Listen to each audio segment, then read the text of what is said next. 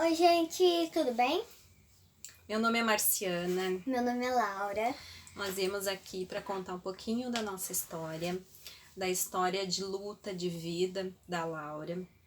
A Laura lutou contra o câncer quase 2 anos. O nome do câncer, meduloblastoma, um câncer raro do cérebro. A gente descobriu esse câncer por acaso. Na verdade, nada é por acaso, né? Deus dá os sinais pra gente. Tudo começou em Maio de 2018. quando ela caiu um tombo na escola. Ela caiu de rosto no chão. Ela teve sangramento no olho, o olho dela ficou todo branco, o rosto dela ficou todo inchado, todo roxo. E a gente consultou com a doutora Marina aqui no posto, em Campo Bom. E a doutora Marina encaminhou para oftalmologista para ver sobre esse olho e também para o neurologista por causa dos desequilíbrios dela. A gente foi, consultou com o oftalmo, deu tudo certo, não era problema na visão dela. A gente foi, consultou com o neurologista aqui da PAI de Campo Bom. Ele pediu vários exames para nós, eletrocardiograma, eletroencefalograma, exames de sangue. Ele iria nos pedir a tomografia e a ressonância mais para frente, porque tem toda essa burocracia a seguir pelo SUS. Mas mãe sente, e eu sentia que alguma coisa estava errada. E então a gente pegou e pagou a primeira ressonância. Logo em setembro, demorou um pouco, porque maio ela caiu, junho ela consultou, julho ela fez os primeiros exames e as coisas foram ficando não piores, mas ela apresentava desequilíbrios. Em setembro final de agosto resolvemos pagar então a primeira ressonância. E 7 dias depois a gente teve o laudo e a confirmação de um tumor no cérebro. Foi bem difícil no começo, assim, tu pegar e ler um laudo escrito ali, neoplasia primária, sem muito tu entender o que é ter uma neoplasia, mas tu sabe que isso é um câncer. A gente vai pra internet, a gente pesquisa. Então o mundo começou meio que a desabar, né? Abriu um buraco. Mas a Laura continuava, ela não sabia o que estava acontecendo. Em setembro, dia 11 de setembro de 2018, amanhã, fazem 2 anos que ela internou então, para fazer os primeiros exames. Fizeram muitos exames. Fizeram quantas ressonâncias? Umas 10 ao todo. Fizeram umas 3 ressonâncias no começo. Fizeram um exame de coluna, que tira um líquor da coluna dela. Fizeram tomografia.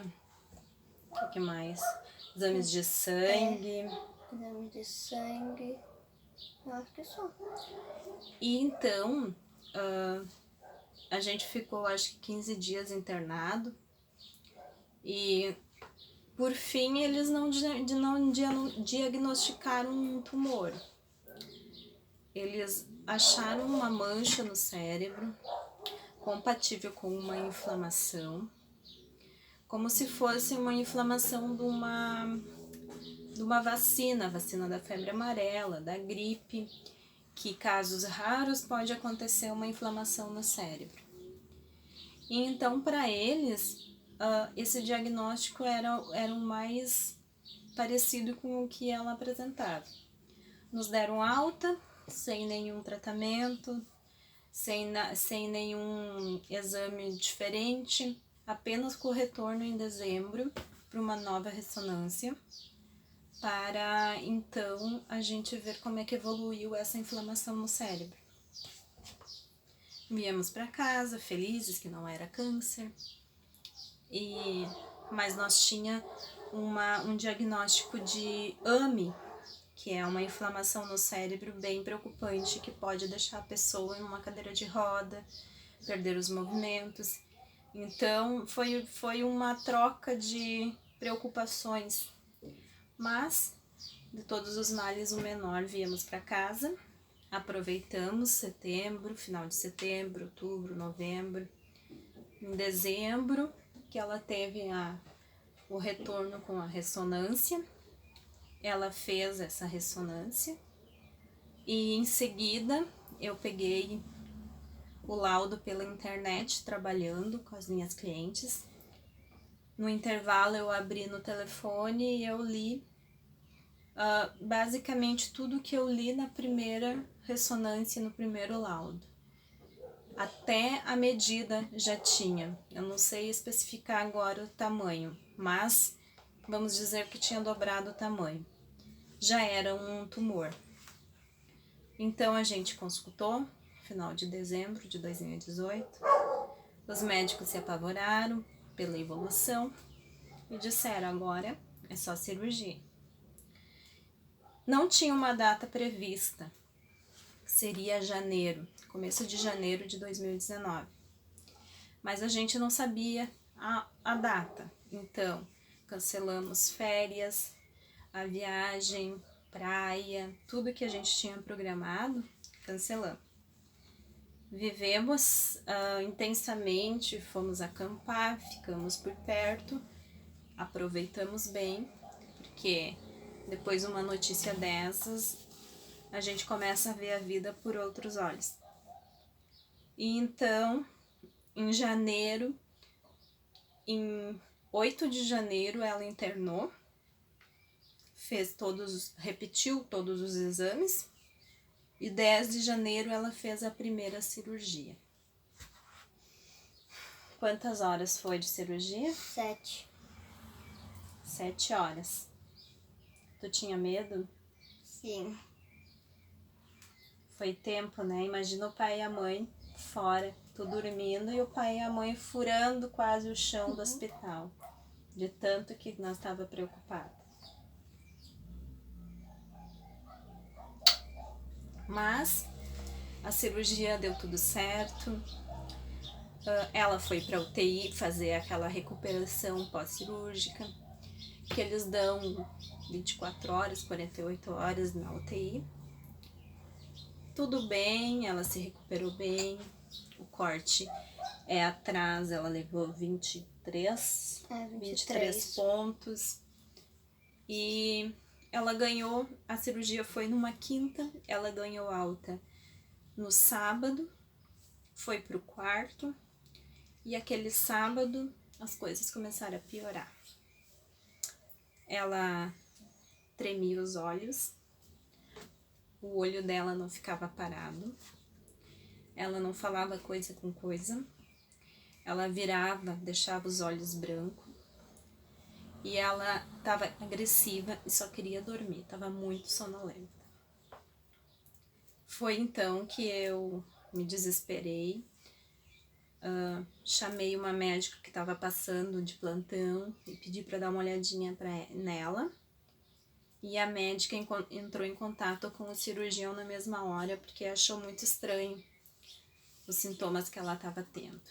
E o cirurgião falou, deu para escutar no telefone do outro lado: leva ela diretamente para a sala de cirurgia, que nós vamos ter que fazer outra cirurgia nela.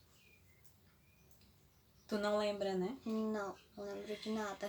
A Laura esqueceu tudo, porque ela teve uma crise muito forte. Não é uma crise, ela sofreu com a hidrocefalia. É um processo onde o cérebro acumula muito líquido e esse líquido dá uma pressão intracraniana e pode levar à morte ou pode levar a sequelas irreversíveis. E ela já estava se passando, quando ela não respondia mais, quando ela só vomitava, quando ela virava os olhos. Então, foi a corrida de novo contra o tempo. Parecia filme, assim. Pegaram ela, largaram em cima de uma maca e uma enfermeira na frente abrindo as portas, as outras iam empurrando e eu correndo atrás, berrando. A gente ri, mas É punk o negócio. Aí ela fez a primeira ela fez uma tomografia e já foi para a sala de cirurgia. Chegando na sala de preparação da cirurgia, eu estava com ela e chegou o doutor André, o André Bedin, um anjo nas nossas vidas. Ele que fez a cirurgia da Laura, as duas. Ele chegou e disse assim: mãe, isso é normal. A gente não botou o dreno nela antes porque ela tinha um ventríloco pequenininho. Eu não sei até que ponto é normal, mas é médico, né? A gente é leigo. Pra mim aquilo não era normal, não era pra estar acontecendo aquilo. Aí então ela foi pra sala de cirurgia de novo para colocar um dreno. O dreno, ele serve para tirar toda aquela água do cérebro. Existe o dreno interno e o dreno externo. O da Laura foi externo. Ela teve um corte, agora o cabelinho dela cresceu, mas ela teve um corte aqui, aonde eles entraram para poder encontrar o ventríloco, e por aqui tem um buraquinho aonde saía o caninho e pingava água dentro de um saquinho. Ela voltou para UTI, só que daí deu tudo certo, a cirurgia foi mais rápida, acho que foi 45 minutos, não deu 1 hora. Daí ela foi para UTI. Só que agora na UTI foi difícil, porque ela ficou 15 dias. Ela tinha que ficar 15 dias deitada na mesma posição. Não podia botar travesseiro, né? Não podia levantar, não podia sentar, não podia ir no banheiro, não podia comer. Comer comida, no caso, né? Ela comia, mas comia tudo deitada. Então ela tomava mais líquido, mais sopa para conseguir, né? E foram, assim, os piores 15 dias da nossa vida, né, Laura? Sim. Eu tive que amarrar as mãozinhas dela. Isso é uma coisa que eu nunca comentei, assim, com ninguém, porque é muito triste. Ela, por mais que ela sabia do que ela estava passando, ela sempre foi muito compreensiva. Mas de noite, dormindo, ela tinha movimentos involuntários e ela podia arrancar o dreno dela. Então eu amarrava as 2 mãozinhas dela na cama para ela não se bater, para não puxar o dreno, para não tirar, para não ter que passar por uma outra cirurgia e tal. E ali a gente ficou 15 dias, ela deitadinha na mesma posição, sem nenhum travesseiro, eu do lado dela numa poltrona. Eu botava muito na cabeceira dela o telefone com hinos, uns hinos muito lindos. Tu lembra algum hino? Qual? Tô cuido de ti. E ela, eu via de vez em quando que ela escutava o hino assim, e escorria uma lagrimazinha do olho dela. Ela estava triste, ela queria vir embora, ela passou por tudo aquilo, ela era uma criança. Mas era um processo que a gente tinha que concluir. O dreno tinha que parar de pingar. Se não parasse de pingar, eles teriam que fazer uma nova cirurgia e colocar um dreno interno, que daí a água vai para dentro do próprio organismo. Eu rezei tanto, eu pedi tanto para Deus para que parasse de pingar. Aquela coisa não parava de pingar. Mas parou de pingar. E antes da alta, ela retirou o dreno. Uma cena muito forte também, porque uma criança de apenas 9 anos, eles tiraram sem nenhuma anestesia, eles fizeram um ponto sem nenhuma anestesia, porque a doutora disse que a anestesia ia doer mais até do que o próprio ponto. Então, na força e na fé dessa pequena guerreira, segurou minha mão, ela chorou, deixou escorrer uma lagrimazinha, mas aguentou.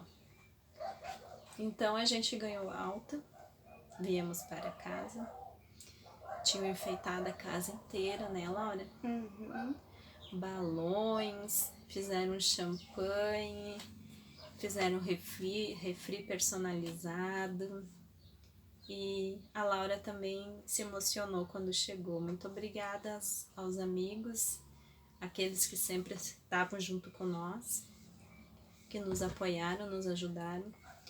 Nessas horas é tudo que a gente tem, é Deus e as pessoas que a gente ama. E a Laura veio para casa se recuperar, ela ainda tinha seus cabelos e deu tudo certo, ela retirou os pontos depois da nuca, deu tudo certo. Depois ela começou, aí foi para biópsia, para ver o tipo de câncer que ela tinha. No momento a gente não sabia que era meduloblastoma, mas eu já sabia porque o Dr. Google me falou. E daí foi para biópsia, demorou uns dias para vir. Quando veio, a gente foi na consulta. A doutora Dani, outro anjo maravilhoso, maravilhoso, muita saudade dela. Ela sentou bem tranquilamente e disse: vocês sabem o que a sua filha tem? Daí eu respondi para ela: sim, meduloblastoma. Lembra? Uhum. Ela olhou e disse: então já foi pra internet. Fui. Não pode, mas qual que é a mãe que não se aguenta, né? Por favor. E daí, a partir daí, foi programado todo o tratamento da Laura. Isso foi em janeiro de 2019. Recém estava começando a luta da Laura. Mas a pior parte já foi, né? Porque ela sobreviveu de uma cirurgia totalmente invasiva, onde eu assinei um termo de responsabilidade pela vida dela, pelas sequelas que ela poderia ter depois. Mas entreguei tudo nas mãos de Deus, nas mãos do Dr. André Bedin, da sua equipe, e eles fizeram todo o trabalho maravilhoso. Eu não tenho nem como agradecer. Às vezes, quando eu enxergo ele no hospital, chega a me dar uma emoção, assim. E depois disso, então, a gente começou a seguir um protocolo de tratamento. Para não ficar tão extenso o vídeo, a gente vai fazer o vídeo conforme o tratamento da Laura seguiu. Hoje a gente falou das cirurgias dela.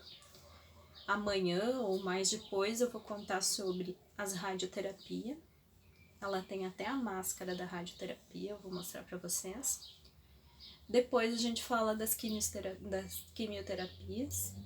E depois o pós, que hoje ainda ela faz acompanhamento, para vocês poderem seguir nós. Isso é um informativo para vocês.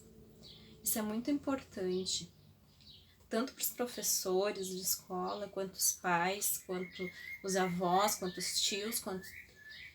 A Laura teve desequilíbrio. A Laura não caminhava corretamente. Ela caminhou por muito tempo e depois começou a ter esse desequilíbrio. Ela não firmava a mão esquerda, ela não levava um copo na boca, ela tremia, ela derrubava a água. Ela não conseguia caminhar em linha reta, ela pendia para o lado esquerdo. Aí foi onde a gente começou a ver, perceber. E foi preciso esse tombo. Eu sempre digo que foi Deus que deu um empurrãozinho nela, porque ela não lembra de nada, ela não lembra se alguém empurrou ela. Então, precisou esse tombo para a gente ir atrás de ajuda. E eu sempre digo assim que quando tu tem muita fé, muito amor, muita devoção, as coisas vão se ajeitando. Os anjos vão abrindo os caminhos, vão mostrando as portas, e é só por Deus mesmo para a gente conseguir seguir, porque a luta contra o câncer é difícil. Mas a gente tá aí para contar como é que foi. Eu só não gravei o vídeo durante o tratamento dela, porque é muito cansativo o tratamento. Eu registrei em fotos, eu registrei em rede social, mas eu não queria filmar a minha filha mal, a minha filha tomando várias injeções. Eu mostrei muito o lado feliz dela, o lado alegre dela, mas tem muito lado triste, muito lado difícil. Mas passou, agora é vida que segue. Então, gente, amanhã ou depois nós vamos postar sobre radioterapia. tudo sobre radioterapia que a Laura fez. Foram 31 sessões e ela passou bem. A gente conta amanhã ou depois como é que foi então esse processo. Obrigada pela atenção. Abraços. Tchau.